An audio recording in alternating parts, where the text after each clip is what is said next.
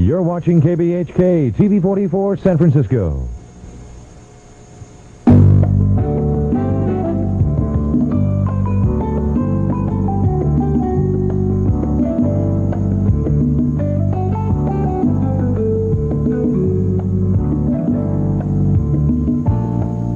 Good afternoon and welcome to Weekday. I'm Nancy Graham, filling in for Mary Lou Manali. And it's the Monday edition of Weekday. It's also the 17th of March. I just heard a statistic a few minutes ago that there are 60 million Americans who claim that they're Irish. So that means there's going to be lots of parties going on tonight. We hope that you're there celebrating with everybody. Coming up today on Weekday, we're going to be talking with a man who believes that history is nothing more than the study of warfare between secret societies. He's an authority on conspiracy. He's also a man who's been called the most scientific of the science fiction writers, Robert Anton Wilson. We're going to be talking to him. And we're also going to be talking to a gentleman who's going to give us some interesting information about Nicaragua. That's an item that's hot in the news today. You're going to want to hear more about that. You're going to want to hear about why we might not understand everything that our newspapers are telling us about the Sandinistas and the Contras. All that's coming up in this issue of Weekday when we come back right after this.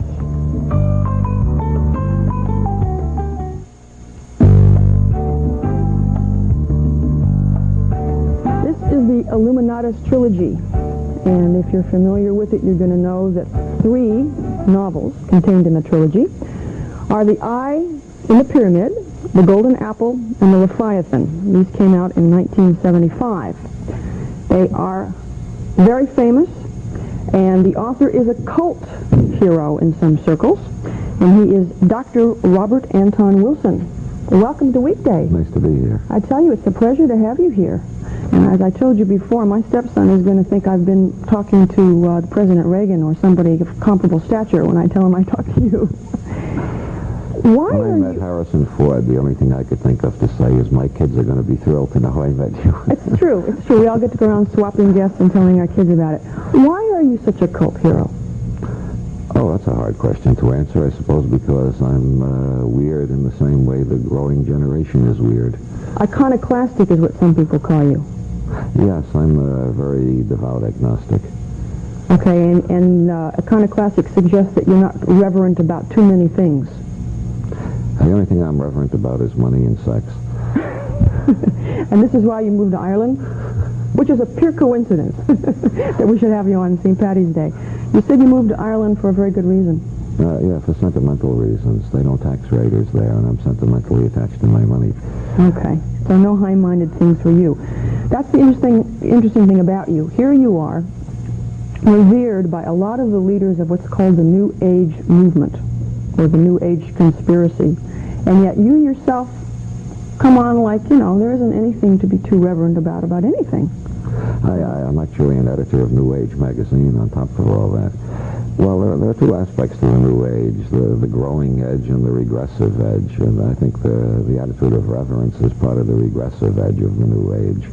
I'm on the skeptical, iconoclastic side of the New Age. Oh, and yet there's so many people in the New Age that are so dreadfully serious about so many things. I know. It really is dreadful, that kind of seriousness. I try to break it up with as much humor as possible. What is New Age? How do you define that?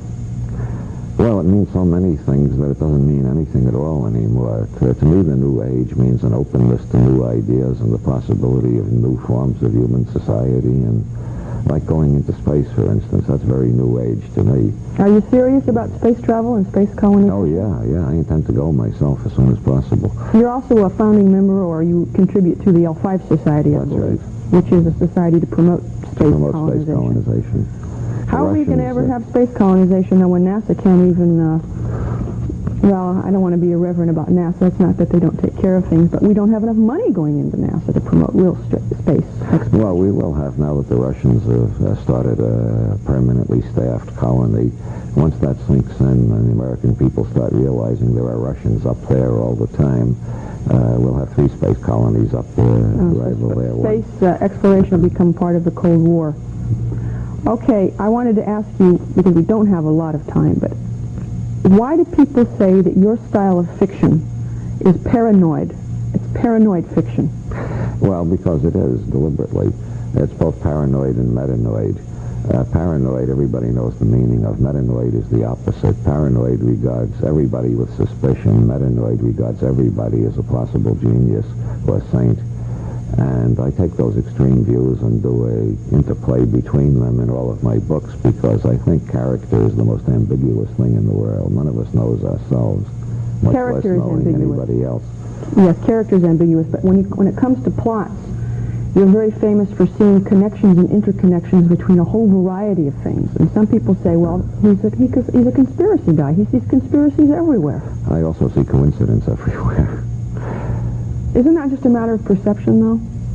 Well, yeah, both paranoia and metanoia are abnormal ways of looking at the world. The paranoid sees everything connected in a sinister way. The metanoid sees everything connected in a divine, marvelous way. And I keep shifting from normal perspectives to both of those two perspectives. Have you always been like this? No, I've deliberately cultivated those habits of thought. Because I don't think they're dangerous if you can switch from one to the other and back to the normal way of thinking too. What kind of letters do you get? You get people who write you and say, I want to come and study with you, or you're the first person to understand a vision that I had when I was 5, or something like that? I get letters from people who want to turn me into a perfect master. I write back and tell them, if you want to be a perfect slave, that's okay with me, but I'm not a perfect master. Unfortunately, I think that there are a lot of people who would like to be in that kind of association. But there are lots of, I'm not against people being perfect masters. I agree with W.C. Fields that it's immoral to leave a sucker in full possession of his money. So I'm all in favor of Rajneesh and other people who take advantage of that trait in human nature. Let's talk about one of the conspiracies. The cocaine business in South America. What does that have to do with the following? Freemasons in Italy, the Vatican, and the CIA. Well, that's a rather complicated story. Cocaine is nature's way of telling you that you've got too much money. It's the most expensive drug in the world, and it's one of the biggest businesses in the world. The Freemasons in Italy are basically a decent lot, I'm sure, but P2 was a conspiracy of a group of Freemasons in Italy who took over the Vatican Bank and turned it into a laundromat for cocaine money. They were also helping Nazi war criminals hide out in South America. They helped recruit the staffs for the death squads down there. All this has been well documented in the European press. For some reason, it hasn't got as much attention over here. The connection of the Vatican laundering money is well documented in the European press? It's been pretty well documented over here in a book called In Banks We Trust by Penny Lennox.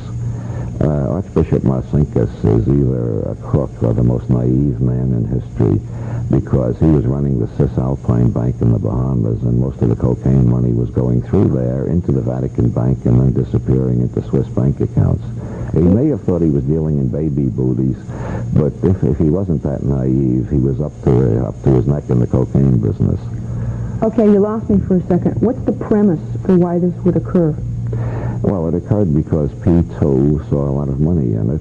P2 was a conspiracy of mafia people and Italian businessmen who were all Freemasons, and saw that the Vatican Bank, if they could infiltrate it, was the best way to launder money in the world, because the Vatican Bank doesn't have to show records to anybody. The Italian government can't look at their records. The Vatican is a separate state. Where do you come up with all of this? How do you get in touch with this kind of information that the average person is going to elude them? Well, I discovered that by reading the Irish press, which covered this very well, and then I started looking for books on the subject to supplement the clippings I'd cut out of newspapers. There are trials going on in Italy right now. One of the members of P2 is Michele Sindona, who was the manager of Vatican finances in the United States. He's standing trial for murdering a public prosecutor, and he's also indicted for collaborating in the Bologna railway bombing. He was convicted in the United States of 65 counts of stock fraud. This is fiction. This is not fiction. Okay. Remarkable, as it is. The other thing people associate with you is the pyramid on the $1 bill. Mm-hmm. What's that all about? I picked that as a symbol of ambiguity because I don't believe it means anything sinister at all, but there are a lot of very paranoid conspiracy buffs who have very weird explanations of what that means. Such as?